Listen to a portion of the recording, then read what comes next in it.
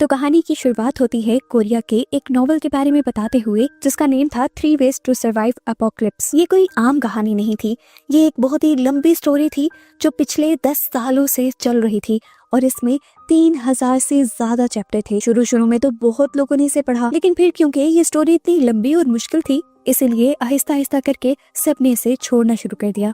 आखिर सिर्फ एक ही रीडर बचा था जो इसके आखिरी चैप्टर को भी पढ़ रहा था, जिसका नाम था किम डोकजा। डोकजा एक सिंपल सा लड़का था, अकेले लाइफ गुजारता था। मिडिल स्कूल से अब तक जब भी उसकी लाइफ में प्रॉब्लम्स आई थी, चाहे वो स्कूल की बुलिंग थी या कॉलेज की कोई प्रॉब्लम या फिर जॉब का स्ट्रेस, इस नॉवल ने उसका हौसला बढ़ाया था। इस नॉवल की कहानी एक हीरो के बारे में थी जिसका नाम था यो जॉन ह्योक। जॉन ह्योक के पास एक पावर थी रिग्रेशन की, मतलब वो मरने के बाद वापस टाइम में पीछे जा सकता था ताकि वो दुनिया को तबाही से बचा सके। डोकजा को ये स्टोरी इसलिए पसंद थी क्योंकि जॉन ह्योक का स्ट्रगल उसे हिम्मत देता था अपनी बोरिंग लाइफ में सरवाइव करने की। जिस दिन ये नॉवल खत्म होने वाला था, डोकजा सबवे में था, अपने ऑफिस से घर जा रहा था।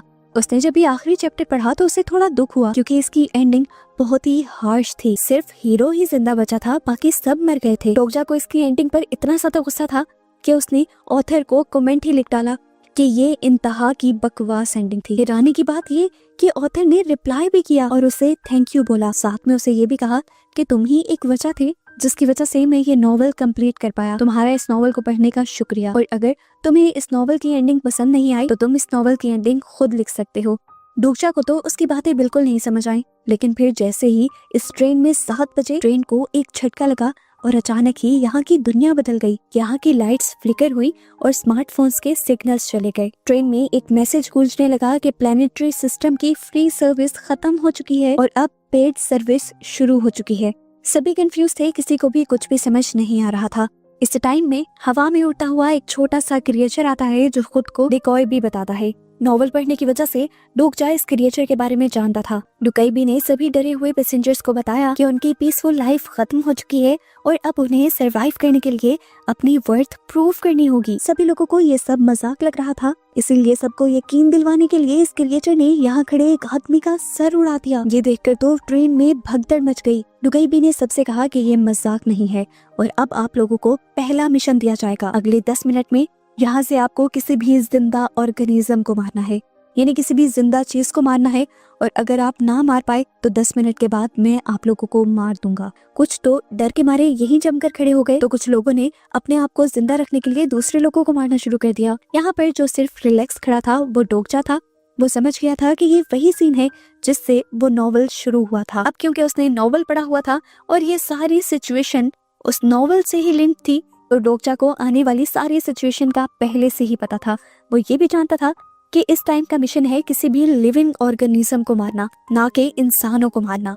डोकजा यहाँ पर एक बच्चे को देखता है जिसके पास एक बॉक्स में बहुत सारी चूंटियां थी। वो फौरन उस बच्चे के पास गया और उस बच्चे से एक कंटेनर लेते हुए उसने एक कीड़ी मार दी और यहीं पास खड़ी अपनी को वर्कर को भी उसने एक चूंटी दी मारने के लिए। डोकजा वो पहला इंसान था जिसने एक चूंटी मारी थी, इसलिए यहाँ पर अनाउंसमेंट होती है कि डोकजा को 300 कॉइन्स मिले हैं। पता चलता है कि इस दुनिया में कॉइन्स ही सब चीजें हैं जिनसे ये लोग कोई भी आइटम खरीद सकते हैं अपनी ताकत बढ़ाने के लिए और अपने बचाव के लिए। इसी टाइम पर डोकजा नोटिस करता है कि सबने इंसानों को मारना छोड़ दिया था, पर अभी भी एक लड़का ऐसा था जो एक बूढ़ी औरत पर हमला किए हुए था और उसे मारने की कोशिश कर रहा था। डोकजा समझ गया कि ये नामून है, नॉवल का एक ऐसा कैरेक्टर जिसे मारपीट बहुत पसंद है। डोकजा उस बूढ़ी औरत को बचाना चाहता था, लेकिन उसके पास इतनी ताकत नहीं थी कि वो नामून से लड़ पाए। तभी उसे याद आता है कि इस नॉवल में तो वो कुछ भी खरीद सकता है, यहाँ तक कि ताकत भी।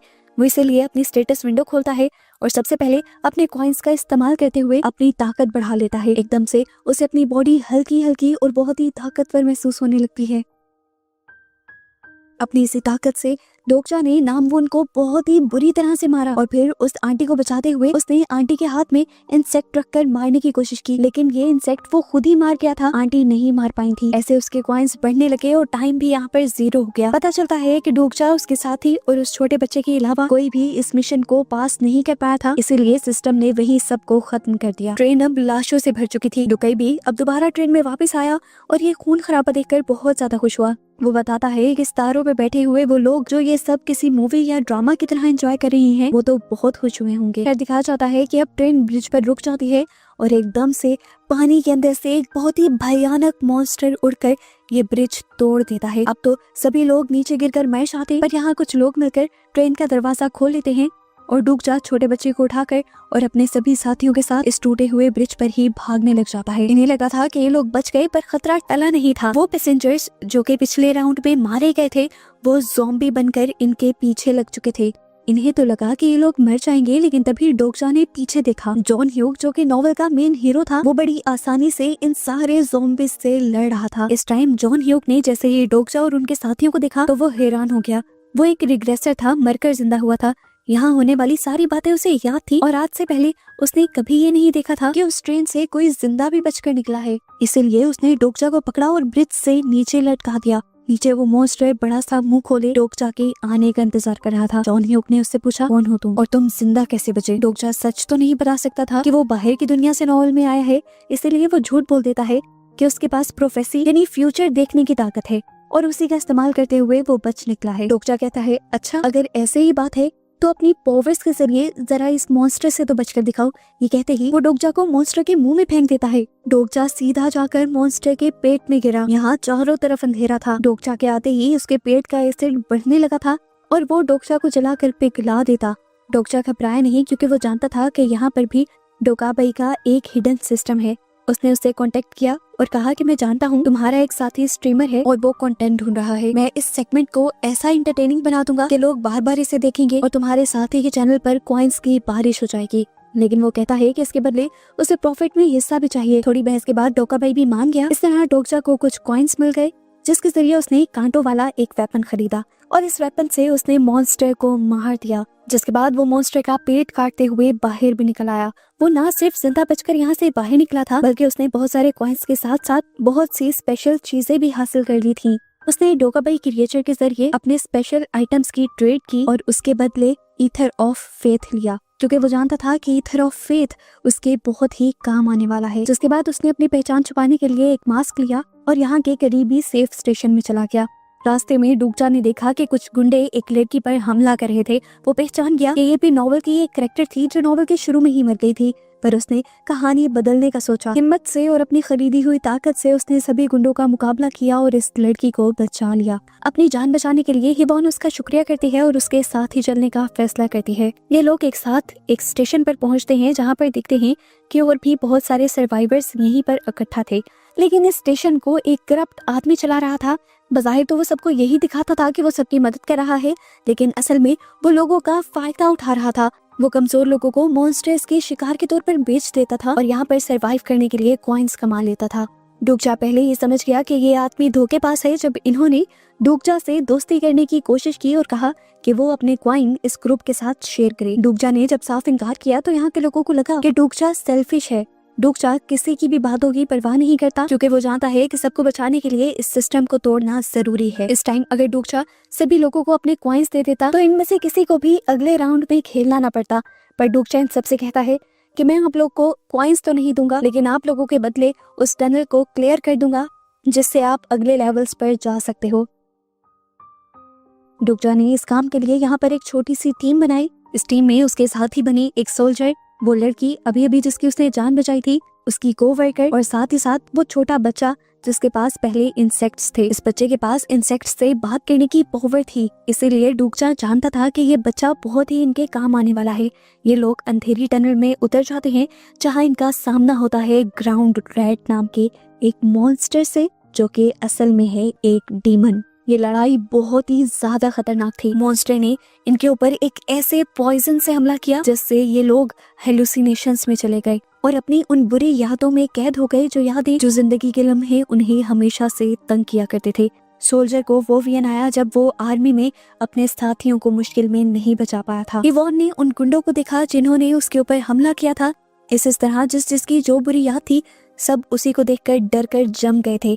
लेकिन डोकजा के पास एक स्किल थी जिसका नाम था फोर्थ वॉल। ये स्किल उसके दिमाग को इमोशंस से बचा कर रखती थी। इस तरह उसने अपने आप को भी हेलुसिनेशंस और इन्वियंस से बचा लिया, जिसके बाद उसने चिल्ला कर सभी लोगों के भी इल्यूजन्स तोड़ दिए। होश में आते ही टीम ने वापस हमला किया। डोकजा ने शॉप से वाइट स्टार प्योर एनर्जी खरीदी, जिससे उसका वेपन चमकने लगा। फिर उसने और हीबॉन ने मिलकर उस मॉन्स्टर के ऊपर इसी वेपन से हमला किया और उसे खत्म कर दिया। इस मॉन्स्टर को खत्म करते ही इन्हें यहाँ पर ट्रेजर चेस्ट मिला, जिनमें इनके लिए बहुत सारे नए वेपन्स थे। सभी ने अपने अपने वेपन्स बांट लिए और डोकचा को यहाँ पर मिली थी एक टूटी हुई तलवार। सबको लगा कि उसका कोई मायने नहीं है, लेकिन डोकचा जानता था कि यही सबसे अच्छी चीज है। उसने पहले जो ईथर ऑफ फेथ खरीदा था वो इसी के लिए तो था। वो जैसे ही ईथर ऑफ फेथ को इस तलवार के ऊपर लगाता है तो ये तलवार रोशनी में बदल जाती है और ब्लेड ऑफ लाइट बन जाती है। एक ऐसा वेपन, एक ऐसी तलवार बन जाती है जो ना टूट सकती थी और ना इससे उसका कोई दुश्मन बच सकता था। अपना ये मिशन खत्म करने के बाद ये लोग वापस स्टेशन के अंदर आते हैं और आते ही सभी सर्वाइवर्स को उस करप्ट लीडर की सच्चाई बताते हैं। हीवॉन, जिसके साथ उस करप्ट ग्रुप ने ज्यादती की थी, वो गुस्से और इंसाफ की आग में जल रही थी, इसलिए उसने करप्ट लीडर को मार दिया और सभी सर्वाइवर्स को आजाद करवा लिया। लेकिन रुकने का वक्त नहीं था, उन्हें अगले स्टेशन चुंगमोरो जाना था ताकि वो मेन सिनेरियो के साथ चल सकें। जब वो चुंगमोरो पहुंचे तो वहाँ की हालत बहुत ही ज्यादा खराब थी। यहाँ का सिनेरियो ग्रीन जोन का था। रात को यहाँ पर जिंदा रहने के लिए आपको जमीन पर बनी ग्रीन कलर के स्क्वायर के अंदर ही रहना था, लेकिन लोग यहाँ पर बहुत ज्यादा थे और ग्रीन जोन बहुत ही कम। यहाँ पर भी एक अजीब आदमी था, लैंडलॉर्ड की तरह उसने काफी सारे ग्रीन जोन्स के ऊपर कब्जा किया हुआ था और कॉइन्स के बदले वो सबको ये ग्रीन जोन्स दे रहा था। अब जो पे नहीं कर सकता था वो रात को मॉन्स्टर का शिकार बन जाता। यहीं पर डोकचा को एक हाई स्कूल गर्ल मिलती है जो उसे बताती है कि मैं हीरो की स्टूडेंट हूँ, यानी जोंग ह्योक की। वो उसे ये भी बताती है कि जोंग ह्योक पहले ही यहाँ से निकल चुका है मॉन्स्टर्स को मारने के लिए। इस टाइम पर डोकचा के पास एक प्लान था। वो यहाँ इस आदमी से लड़ना नहीं चाहता था जो लैंडलॉर्ड बना हुआ था, बल्कि वो उसे इस्तेमाल करने का सोचता है। इसलिए उसने इस आदमी को बहुत सारे कॉइन्स ऑफर किए और इसे अपने साथ मिला लिया। डोकचा की चालाकियों को देखते हुए डोका भाई ने गेम और ज्यादा मुश्किल कर दी। वो एलियंस जो ये सब कुछ ऊपर से दिख रहे थे, उन्हें और भी ज्यादा ड्रामा चाहिए था, इसलिए डोका भाई ने यहाँ पर ग्रीन जोन्स कम कर दिए। ये एक चाल थी ताकि लोग एक दूसरे को मारें। इस टाइम पर लोग इसलिए भी ज्यादा घबरा गए क्योंकि जिस टाइम पर ग्रीन जोन बदला था, ठीक उसी टाइम पर मॉन्स्टर्स ने हमला कर दिया था। सीधी सीधी चीटिंग थी ये। डोकचा को यहाँ पर समझ आया कि सरवाइव करने का रास्ता ग्रीन जोन के लिए लड़ना नहीं, बल्कि उस ग्रीन जोन को डिस्ट्रॉय करना है। अगर जोन नहीं रहेगा तो गेम के रूल्स टूट जाएंगे और गेम रुक जाएगी। लेकिन ये काम था बहुत रिस्की। ये आइडिया उसे इतना खास नहीं लगता और अब वो मॉन्स्टर की तरफ देखता है। वो सोचता है कि अगर वो इन मॉन्स्टर्स के बॉस को ही मार दे तो ये सिनेरियो बहुत ही ज्यादा जल्दी खत्म हो जाएगा। लेकिन यहाँ का बॉस, इन सारे मॉन्स्टर्स की क्वीन, कोई मामूली मॉन्स्टर नहीं थी, वो एक भयानक ड्रैगन थी। ओरिजिनल नॉवल में ये वो मोड़ था जहाँ हीरो जॉन ह्योक अक्सर मर जाया करता था और फिर उसे टाइम में वापस पीछे जाना पड़ता था और पहले राउंड से शुरू करना पड़ता था। ये सब याद करते हुए डोकचा को समझ आता है कि अगर इस लेवल पर आकर जॉन ह्योक मर गया तो दुनिया रीसेट हो जाएगी और डोकचा और उसके सारे दोस्त मर जाएंगे, गायब हो जाएंगे। इसलिए उसे जॉन ह्योक को बचाना ही होगा ताकि ये लोग इस गेम के सारे लेवल्स को पार करके अपनी दुनिया में वापस जा सकें। डोकचा अपनी टीम को लेकर इसीलिए डंजन में घुस गया, जहाँ जाकर उसने देखा कि जोंग ह्योक उस बहुत ही बड़े ड्रैगन से अकेला लड़ रहा था और हार रहा था। अब तो वो ड्रैगन जोंग ह्योक पर भारी भी पड़ने लगा था क्योंकि जोंग ह्योक थक भी चुका था और बहुत ज्यादा जख्मी भी था। वो लगभग लाइफ रीस्टार्ट ही करने वाला था, लेकिन तभी डोकचा चिल्लाया और उसने कहा, तुमने हार नहीं माननी जोंग ह्योक। ये देखकर गुस्से में ड्रैगन ने आग उगली, लेकिन डोकचा ने एक आइटम खाया जिससे उसने सारी आग को चूस लिया और वो बच गया। उसने अब ड्रैगन पर हमला किया और फिर बाकी साथियों को भी अपना साथ देने को कहा। डोकचा पर भरोसा करते हुए उन्होंने परफेक्ट टाइमिंग के साथ हमला किया। सोल्जर ने पहले अपनी शील्ड से ड्रैगन के हमले को रोका, फिर डोकचा की कोवर्कर ने अपने मैजिकल थ्रेड से ड्रैगन को अच्छी तरह जकड़ लिया। फिर फाइटर लड़की ने उड़ते हुए ड्रैगन की पीठ पर छलांग लगाई। वो बार बार ऊपर से इस ड्रैगन को मारना चाह रही थी, लेकिन नाकाम हो रही थी। जोंग ह्योक दूर खड़ा ये सब कुछ देख रहा था। उसने काफी पहले ही हिम्मत हार दी थी, पर अब ये सब देखते हुए उसके अंदर दोबारा हिम्मत आती है और वो खड़ा हो जाता है और अपनी तलवार उठाए आगे बढ़ता है। डोकचा, जिसने पहले ही नॉवल पढ़ा हुआ था, वो जानता था कि ड्रैगन की सीने के अंदर एक कोर छुपा हुआ है और ड्रैगन को मारने के लिए इन्हें उसी कोर को तोड़ना होगा। लेकिन डोकचा ये भी जानता था कि जैसे ही वो उस कोर को तोड़ेगा, यहाँ पर एक बहुत ही बुरा ब्लास्ट होगा और इस ब्लास्ट में उस इंसान की मौत पक्की होगी जिसने वो कोर तोड़ा होगा। नॉवल में हमेशा हीरो जॉन ह्योक किसी साथी की कुर्बानी देता था, लेकिन डोकचा को तो ये एंडिंग पसंद नहीं आई थी कि एक हीरो अपने आप को बचाने के लिए अपने साथियों को मरवा दे। यही एंडिंग तो उसे बदलनी थी। उसने फैसला किया कि डोकचा की जगह वो अच्छा हीरो बनेगा, अपने साथियों को बचाने के लिए वो खुद सेक्रीफाइस देगा और यही हीरो वाला एक्ट है। यही फैसला करते हुए वो फौरन ड्रैगन की तरफ भागा और उसने अपनी ब्लेड ऑफ लाइट उस ड्रैगन के सीने के अंदर घुसा दी और उसके कोर को तोड़ दिया। ड्रैगन जोर से चिल्लाया और एक तेज रोशनी के साथ धमाके ने उन सबको घेर लिया। जॉन ह्योक बहुत ही हैरानी से ये सब कुछ देखता रहा, जबकि डूकजा उस रोशनी में ही कहीं गायब हो गया। ड्रैगन यहाँ पर राख बन गया और ये सिनेरियो, ये लेवल यहीं पर कंप्लीट हो गया।